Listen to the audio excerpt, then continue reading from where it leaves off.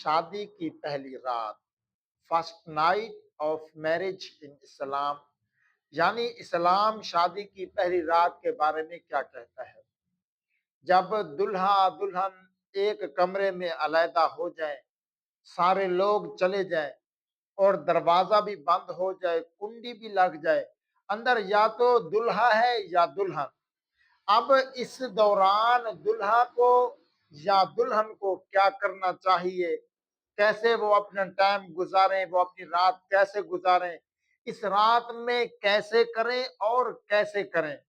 آج کی اس ویڈیو میں آپ کو ایک طریقہ بتاؤں گا جو کہ آپ اس کو سنیں گے، اس کے بعد آپ کو بھی فائدہ ہوگا اور مجھے بھی فائدہ ہوگا کہ اسلام شادی کی پہلی رات کے بارے میں کیا کہتا ہے۔ فرسٹ نائٹ آف میرج ان اسلام، یہ اسلام ہے، ہم مسلمان ہیں اور ہم مسلمانوں کے اوپر ضروری ہے کہ جب شادی ہو جائے اس وقت اسلام کے مطابق اپنی زندگی گزارنی ہے۔ تو فرماتے ہیں جب بندے کی شادی ہو جائے، سب سے پہلا کام اسلام یہ کہتا ہے کہ آپ اپنی بیوی کو سلام کرو، السلام علیکم ورحمۃ اللہ وبرکاتہ۔ جب آپ سلام کرو تو آپ کی جو بیوی ہے، آپ کی جو زوجہ ہے اور آپ کی جو دلہن ہے، وہ آپ کو سلام کا جواب دے گی، وعلیکم السلام ورحمۃ اللہ وبرکاتہ۔ فرمایا جب سلام کا جواب مل جائے اس کے بعد آپ اپنی بیوی سے پیار بھری گفتگو کرو، اچھے اچھے انداز میں، میٹھے انداز میں گفتگو کرو، اس کا دل اپنی طرف بہلاؤ، اپنی طرف اس کا دل مائل کرو۔ جب اس کا دل اپنی طرف میل کر لو تو فرمایا اب تم جو ہے اپنی بیوی کے بال پکڑ کر ایک دعا پڑھو، اور آقا کریم صلی اللہ علیہ وسلم کی یہ سنت مبارکہ بھی ہے کہ دعا پڑھنی چاہیے۔ فرمایا اس کے بعد اپنی بیوی سے اتنی پیار بھری گفتگو کرو کہ اس کا دل جو ہے آپ کی طرف مائل ہو جائے۔ اب جب تم اور وہ دونوں تیار ہو جاؤ کہ یعنی کہ حق زوجیت ادا کرنی ہے، میاں اور بیوی نے ہم بستری کرنی ہے، یہ آقا کریم صلی اللہ علیہ وسلم کا فرمان علی شان بھی ہے کہ جب شادی ہو جائے تو میاں بیوی آپس میں ازدواجی تعلقات قائم کر سکتے ہیں، یعنی کہ ہم بستری کر سکتے ہیں۔ تو اس کا طریقہ کار کیا ہے، اسلام کیا کہتا ہے کہ کیسے کرنا ہے اور کیسے نہیں کرنا؟ فرمایا اللہ رب العزت قرآن پاک میں ارشاد فرماتا ہے ہننا لباس لکم وانتم لباس لہن، کہ عورتیں تمہارا لباس ہیں اور تم عورتوں کا لباس ہو۔ کہ جس طرح لباس بندے کے جسم کو ڈھانپ لیتا ہے، بندے کے جسم کو چھپا لیتا ہے، اگر جسم کے اوپر کوئی عیب ہو تو جب بندہ کپڑا پہنتا ہے، لباس پہنتا ہے، تو وہ عیب کپڑے کی وجہ سے چھپ جاتا ہے۔ تو پیارے دوستو، ہننا لباس لکم وانتم لباس لہن، عورتیں مردوں کا لباس اور مرد عورتوں کا لباس ہیں۔ یعنی جس طرح لباس بندے کے عیب کو چھپا لیتا ہے، اسی طرح چاہیے کہ بندہ اپنی بیوی کے عیب کو چھپائے اور بیوی اپنے بندے کے، اپنے خامد کے عیبوں کو چھپا لے۔ اور میں جب بیوی اپنے خامد کے عیب چھپائے گی اور خامد اپنی بیوی کے عیب چھپائے گا، فرمایا اس وقت اللہ بھی خوش ہوگا، اللہ کے فرشتے بھی خوش ہوں گے اور اس گھر میں کبھی لڑائی جھگڑا نہیں ہوگا۔ فرمایا اب تم جو ہے ایک دوسرے کے عیب چھپاؤ، کیونکہ تم نے اس کے ساتھ زندگی گزارنی ہے۔ ہاں، آپ نے لوگوں کو تماشا نہیں دکھانا، غلطیاں ہر انسان سے ہو جاتی ہیں۔ اب فرمایا تم نے اب ازدواجی تعلقات قائم کرنا، وہ کیسے کرنا ہے؟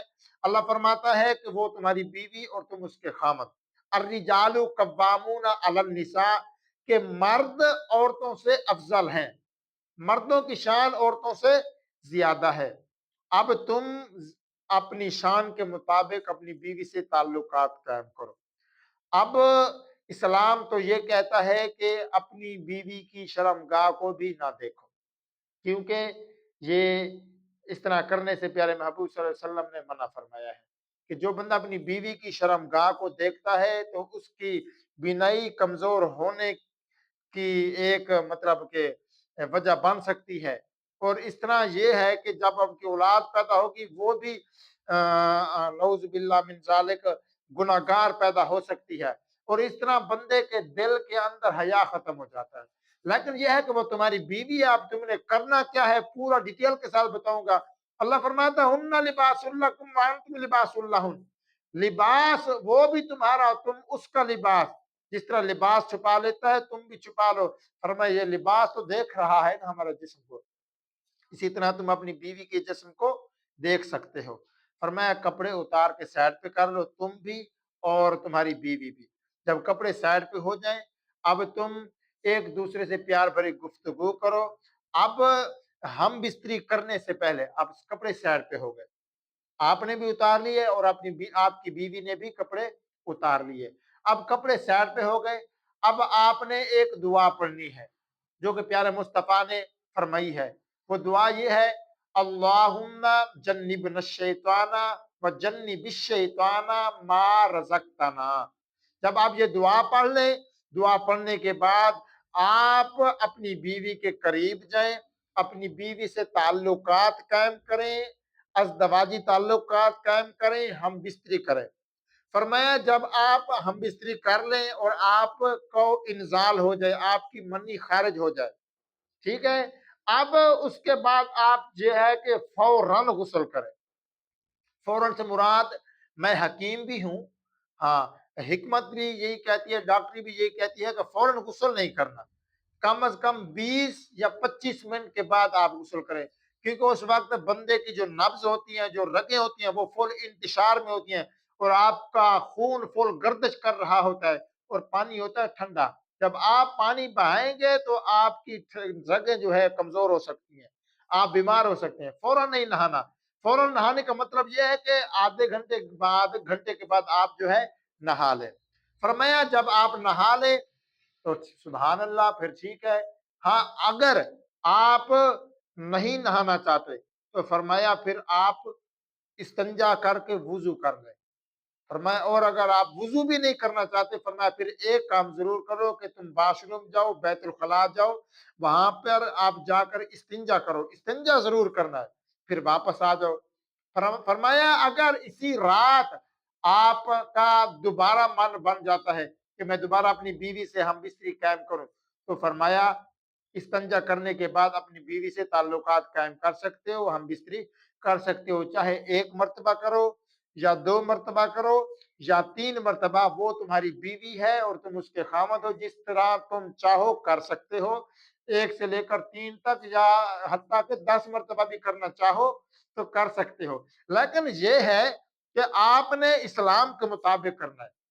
اس کے بعد فرمایا آپ غسل کرو اور نئے صاف ستھرے کپڑے پہنو اور بیوی کو اپنے گلے کے ساتھ ملا کر اور سو جاؤ۔ فرمایا جب صبح ہو جائے، اب میاں بیوی یعنی کہ دلہا اور دلہن جب صبح ہو جائے، دلہا اپنے دوستوں کو اپنی رات والی باتیں نہ بتائے اور دلہن اپنی سہیلی کو اپنی رات والی باتیں ہرگز نہ بتائے، کیونکہ حضور نبی مکرم نور مجسم صلی اللہ علیہ وآلہ وسلم نے ارشاد فرمایا سب سے برا انسان وہ ہے کہ جس نے رات اپنی بیوی کے ساتھ گزاری اور صبح کے وقت اپنے دوستوں کو بتاتا پھرتا ہے کہ میں نے رات اپنی بیوی سے یہ کام کیا تھا۔ فرمایا اس طرح کرنے سے اللہ سے بچو، کیونکہ قیامت والا دن اللہ تمہیں عذاب میں مبتلا فرما سکتا ہے، کیونکہ یار وہ تمہاری بیوی ہے اور تم اس کے خامد ہو، تم اپنی بیوی کے اور بیوی اپنے خامد کے عیب کو کسی کے سامنے بیان نہیں کر سکتی، اسلام اس چیز کی اجازت نہیں دیتا۔ فرمایا ٹھیک ہے اب تمہاری 1 رات گزر گئی، اس کے بعد آپ نے اپنی بیوی سے اتنا پیار کرنا ہے کہ وہ بیوی سمجھے کہ جس طرح میں اپنے ماں باپ کے گھر میں رہتی تھی اسی طرح مجھے یہاں بھی پیار کرنے والے، یہاں بھی محبت کرنے والے، یہاں بھی چاہنے والے یہاں پہ رہتے ہیں۔ آپ اپنی بیوی کے اوپر دباؤ نہ ڈالیں، اپنی بیوی کو اپنا غلام ہرگز نہ بنائیں، کیونکہ غلام بنانا یہ ظالم بندے کا کام ہے۔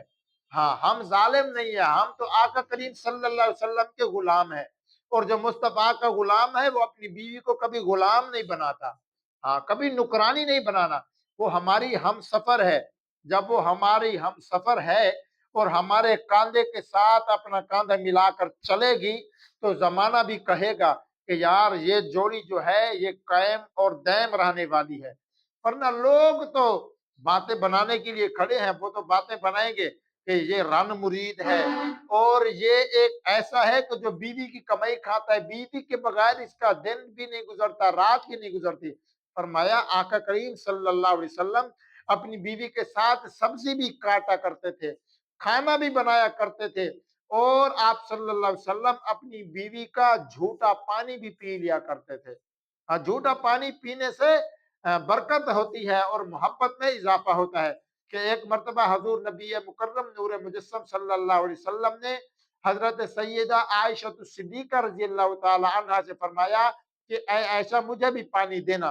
اس وقت حضرت عائشہ پانی پی رہی تھی تو پیارے مصطفیٰ نے فرمایا مجھے بھی پانی دینا، تو حضرت عائشہ صدیقہ نے اسی گلاس میں بچا ہوا پانی پیارے مصطفیٰ کو دیا، اور پیارے مصطفیٰ نے جب گلاس پکڑا تو پیارے مصطفیٰ نے فرمایا اے عائشہ مجھے یہ بتاؤ تم نے اپنا منہ کہاں رکھا تھا؟ فرمایا یہ گلاس اور گلاس کی گلئی ہے۔ فرمایا تم نے منہ کہاں رکھا تھا؟ کہنے لگی یا رسول اللہ یہاں پہ۔ پیارے مصطفیٰ نے بھی یہاں پہ اپنے ہونٹ مبارک رکھے اور پانی کو نوش فرمایا، پانی کو پی لیا۔ تو اس طرح محبت میں اضافہ ہوتا ہے، محبت بڑھتی ہے۔ اللہ تعالی ہمیں عمل کی توفیق عطا فرمائے۔